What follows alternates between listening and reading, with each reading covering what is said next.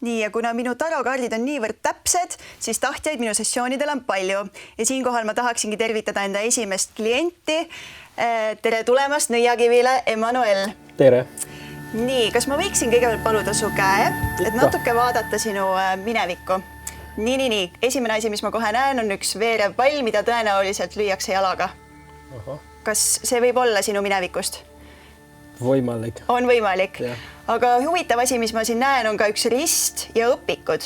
Kas see võib kuidagi olla seotud sinu haridusega? Ja ma olen haritud. Kas kuidagi usulise teemaga seotult? Jah, väga täpne. No vot. Ja siis ma näen ka, et üks blond vallaline ingel on olnud tähtsal rollil sinu karjääridel. Kas ka see läheb täppi? Ma ei taha öelda, et see on Brigitte Susanna Hunt, aga läks täpne ka. No nimesid ma ei nimeta, aga aitäh sulle, ma näen, et su minevik on olnud väga põnev ja kirju. Aga vaatame nüüd hoopis, mida toob sulle tulevik. Ma tean, et sa oled just astumas stand-upi maailma. Ja. Küsime kaartidelt, kuidas sul selles maailmas läheb? Väga hästi läheb. Siiamaani on olnud väga fantastiline. Nii et vaatan kõik põneva silmaga. Nii, ja kaart, mis tuli, on karikate 9, mis on väga hea kaart ja näitab seda, et Eesti rahvas on sulle oma toetuse andnud. Kas sa ise tunned seda toetust? Väga ma tunnen, jah. Meie Instagrami jälgijad olid väga elevil, et sa tuled siia saatesse ja nende kõige põletavam küsimus oli muidugi see, et kas sina oled järgmine vallaline poissmees? Täiesti võimalik. Nii et ma olen avatud noor mees ja võtan see võimalust, äkki ma võtan vastu. Miks mitte? Kas küsime kaartidelt ka, mida nad selle projekti kohta ütlevad? Vaatame, mis põnevat me leiame. Nii. Kaardid on rääkinud 2 mõõgaga naine, kes näitab, et mingi naine on valiku ees. Ja ma arvan, et see näitab väga hästi, et kõik viimasel aastal toimunud märgid viitavad selle suunas, et järgmine vallaline poissmees ongi Emmanuel. Wow. Super. Kui sulle see pakkumine tehtaks, siis sa võtaksid selle vastu? Mulla tehti küll, aga ma vastasin, et ma mõtlen selle peale. Aga äkki läbi see taaro kaardi võib-olla ma ütlen jah. Mulle tundub küll, et tasub öelda jah. Aga järgmine küsimus on mul sulle hoopis videoteel. Okay. Kallis Emmanuel, kuigi me pole juba mõni aeg näinud, kelle süü see on, kindlasti mitte minu süü, siis ma väga tervitan sind ja kõiki BFM-i tudengeid. No Emmanuel, miks sa ei ole siis Brigittega ammu ühendust võtnud? Keeruline ja kiire aeg. Ma olen olnud väga hoivatud omadega. Nagu te teate, et ma teen stand-up ja ma olen reisil olnud igas linnades Eestis, Tartus, Pärnus ja Tallinnas. Aga kindlasti tasub Brigitte aeg leida.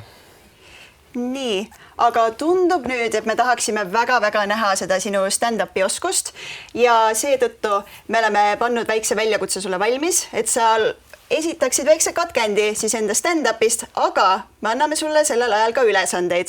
Oho. Ja sul on kasutada ka üks väga armas tööriist, milleks on siis Karmen, kellega sa võid neid ülesandeid koos täita. Okei, mis ülesand ma lahendan temaga nagu?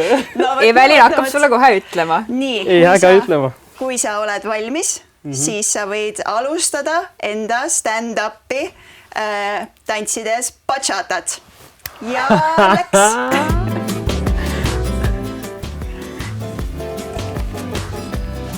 Mis lausetega sinu stand-up hakkab?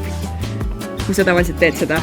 Mu stand-up alates hakkab oma kogemustest. Mida ma olen kogenud elus? Räägi mingisugusest kogemusest, mis sul on. Eriti blond naisega.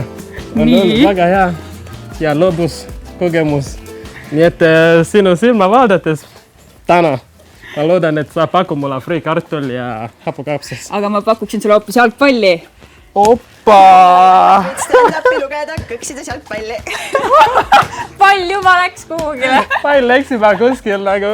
Kas sina oled ka jalgpalli fänn või? Mina olen täitsa tantsinud jalgpalli. Sa oled tantsinud jalgpall, väga huvitav. Aga jätka nüüd oma stand-upi tehes abielu ettepanekut. Abielu ettepanek, oi! Kas sa teed mulle abielu ettepanek? Alice, kas sa oled valmis terve eluks leppima minuga? Ma lepin sinuga, Emmanuel.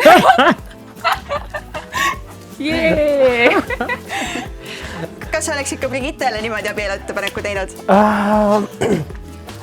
Brigitte, täiesti võimalik, aga saade ajal me võtsime see ajal nagu üksteist õppida tunda.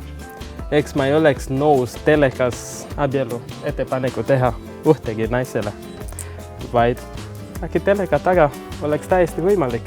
Ma ei tea, minul tõusis küll pulss praegu täiesti lakke. Jah, sa oled väga eriline naine, kui ma julgen sinule ettepaneku teha niimoodi telekas. Aga veel viimane ülesanne, tee stand-upi samal ajal, kui sa teed striptiisi. Karmen ootab. No nii, Emmanuel, näita, mis sa oskad. Kõik Eesti naised ootavad. Oi, kõik Eesti naised ootavad. Ja. Ma tegin seda Brigittele saades ka, et kui ma vaatan su silmad otse, siis meenutab mulle, kui kaunis Eestimaa on. Kas see vastab tõele? Jaa, Emmanuel, ma olen väga meelitatud. Minu sõrm just kukkus maha. Tegelikult mu süda kukkus sulle. No võt, niimoodi ei ole küll mitte keegi mulle varem öelnud. No vaata! Aga tõesti, mu süda just kukkus sulle. Mida sa vastab sellele? No, ma olen väga tänulik sulle, Emmanuel.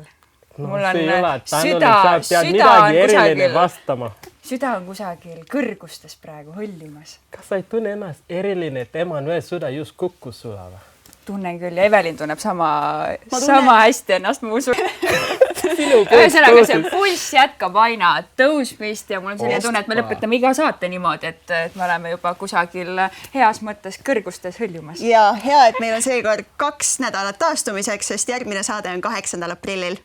Ja mul lihtsalt vedas, et ma olen kohe silus naise korval. Jah, vaadake meid teisipäeviti kindlasti järele ka Jupiterist. Nii et näeme juba varsti. Tšau! Tšau!